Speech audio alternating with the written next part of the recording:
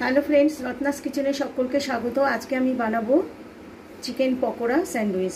তো বানানোর জন্য আমি কি নিয়েছি, এখানে ছোট ছোট করে বোনলেস চিকেন নিয়েছি আদা রসুন পেস্ট, নিয়েছি সামান্য নুন, নিয়েছি ময়দা, নিয়েছি লেবু, আর নিয়েছি গোলমরিচ আর গার্লিক চিলি সস, আর নিয়েছি চিলি ফ্লেক্স, আর নিয়েছি চিজের পাতা আর দুটো ব্রেড। প্রথমে আমি চিকেনের মধ্যে একটু লেবু দিয়ে দেবো। লেবু না দিলে বাজে একটা আষ্টা গন্ধ লাগে আর তাড়াতাড়ি করে কুকও হবে না। যদি লেবু না থাকে অবশ্যই কিন্তু ভিনিগার দেওয়া যেতে পারে। তো নিয়ে নিচ্ছি সামান্য নুন, নিয়ে নিচ্ছি গার্লিক আর জিঞ্জার পেস্ট, আর নিয়ে নিচ্ছি ময়দা। আমি ভালো করে এগুলো সব মিশিয়ে নিচ্ছি।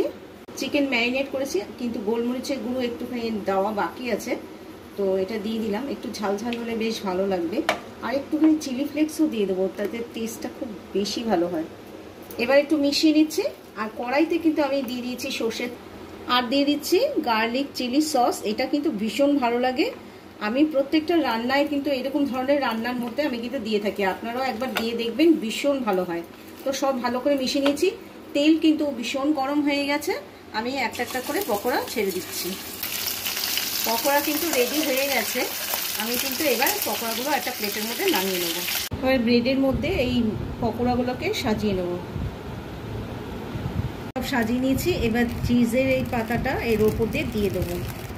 খেতে কিন্তু বন্ধুরা খুব ভালো হয়। একরকমভাবে স্যান্ডউইচ বানিয়ে আমরা সবসময় অভ্যস্ত।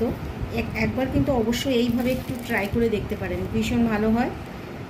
কোনো গেস্ট আসলেও অবশ্যই কিন্তু তাদেরকে কিন্তু এইভাবে বানিয়ে দেবেন, তারা কিন্তু খেয়ে বেশ ভালোই বলবে। এবার আর একটা পাউরুটি ওপর দিয়ে দিচ্ছি, দিয়ে একটা তাওয়ার মধ্যে ওপর দিয়ে বাটার দিয়ে দেবো, দিয়ে একটা তাওয়ার ওপরে এটা সেঁকে নেবো। বাটার দিয়ে দিয়েছি। এবার দিয়ে দিচ্ছি পাউরুটিটা ছেড়ে স্যান্ডউইচটা দিয়ে দিচ্ছি। এক পিঠ হয়ে গেলে তারপরে উল্টিয়ে দেবো। এক পিঠ হয়ে গেছে, আমি উল্টিয়ে দিয়েছি। এবার কিন্তু মোটামুটি হয়ে গেছে রেডি। এবার প্লেটে আমি সার্ভ করে দেখাচ্ছি। কেমন লাগলো আমার এই রেসিপি? যদি ভালো লেগে থাকে অবশ্যই একবার ট্রাই করবেন, আর ভালো লাগলে লাইক দেবেন, বন্ধু বান্ধবদের সঙ্গে একটু শেয়ার করবেন প্লিজ। আর যারা সাবস্ক্রাইব করছেন না, সাবস্ক্রাইব করে আমার পাশে থাকবেন। ভালো থাকবেন, সুস্থ থাকবেন, বাই।